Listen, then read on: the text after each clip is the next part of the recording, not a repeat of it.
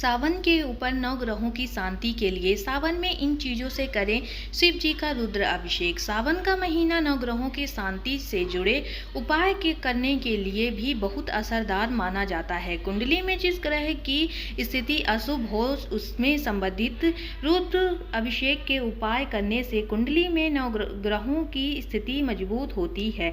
आइए जानते हैं ग्रहों के अनुसार रुद्र अभिषेक के उपाय। सावन का महीना शिव कृपा के लिए सबसे पवित्र मास माना जाता है। इस महीने में भोलेनाथ भक्तों के जोड़े से ही प्रयास से प्रसन्न होते हैं। ऐसा माना जाता है कि सावन के इस महीने में रुद्र अभिषेक करने से कुंडली में ग्रहों की स्थिति को मजबूत किया जा सकता है। रुद्र अभिषेक अलग अलग चीज़ों का प्रयोग करके आप नवग्रहों की स्थिति को मजबूत कर सकते हैं। आज हम आपको बता रहे हैं कि सभी 9 ग्रहों की स्थिति मजबूत करने के लिए वस्तुओं से शिव जी का रुद्र अभिषेक करें। अगर आपकी कुंडली में सूर्य ग्रह अशुभ स्थिति में है तो आपको समाज में बार बार अपमानित होना पड़ सकता है। इसके साथ आपको हाई बीपी, हार्ट से जुड़ी समस्या और आँखों में कमजोरी हो सकती है। उपाय के लिए रूप में सावन में रोजाना शिवलिंग पर जल चढ़ाएं। जिन लोगों की जन्म कुंडली में चंद्रमा नीच का होता है उन्हें सर्दी जुकाम और अस्थमा की समस्या रहती है। ऐसे लोगों को आंखों से जुड़ी परेशानियां होती हैं। उपाय के रूप में रोजाना कच्चे दूध में काले तिल मिलाकर शिवलिंग का अभिषेक करें।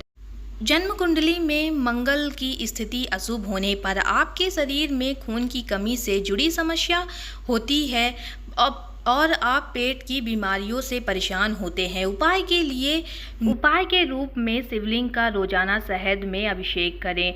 आपकी जन्म कुंडली में शुभ बुध नीच का होने पर आपको पेट और फेफड़ों से बीमारियां होने की शंका रहती है। उपाय के रूप में सावन के महीने में रोजाना कच्चे दूध में कनेर के पीले फूल मिलाकर शिवलिंग का अभिषेक करें।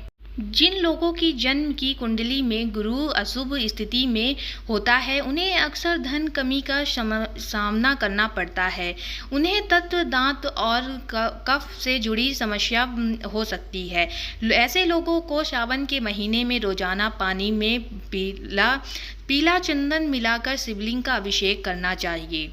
आइए अब हम जानते हैं शुक्र ग्रह के उपाय। कुंडली में शुक्र की स्थिति कमजोर होने पर आपको शरीर में बहुत ही कमजोरी का सामना करना पड़ता है, समस्या का सामना करना पड़ता है। शुक्र के कमजोर होने पर वैवाहिक जीवन में भी परेशानी आती है। उपाय के रूप में शिवलिंग का रोजाना पंचामृत से अभिषेक करें। आइए अब हम आपको बताते हैं शनि ग्रह के उपाय। जिन लोगों की कुंडली में शनि नीचा का होता है और उन्हें भी आर्थिक कमी और कई बीमारियां झेलनी पड़ सकती हैं। ऐसे लोगों को दुर्घटना में दर्द और खांसी के साथ ही अस्थमा की परेशानी हो सकती है। उपाय के रूप में रोजाना गन्ने के रस से भगवान शिव जी का अभिषेक करें। जी हाँ दोस्तों, भगवान शिव को गन्ने के रस में उनका अभिषेक करने से आपकी शनि ग्रह का जितना भी दुख होगा सब दूर हो जाएगा। अब हम आपको बताने वाले हैं कुंडली में राहु ग्रह के कमज़ोर होने पर आप डिप्रेशन के शिकार होते हैं और आपको अक्सर बुखार आता रहता है। शारीरिक रूप से भी दुर्लभ बनी रहती है। उपाय के रूप में आपको सावन के महीने में रोजाना शिवलिंग पर भांग चढ़ानी चाहिए। जी हाँ दोस्तों, अगर आपका राहु का ग्रह कमजोर है तो आपको भांग चढ़ाना चाहिए शिवलिंग के ऊपर। आपको तो पता है भांग कितना पसंद है भोले बाबा को। अब हम आपको बताने वाले हैं केतु ग्रह की स्थिति। केतु ग्रह भी बहुत ही ज़्यादा खतरनाक होता है। जिनका केतु ग्रह कमज़ोर होता है वो ध्यान से सुने।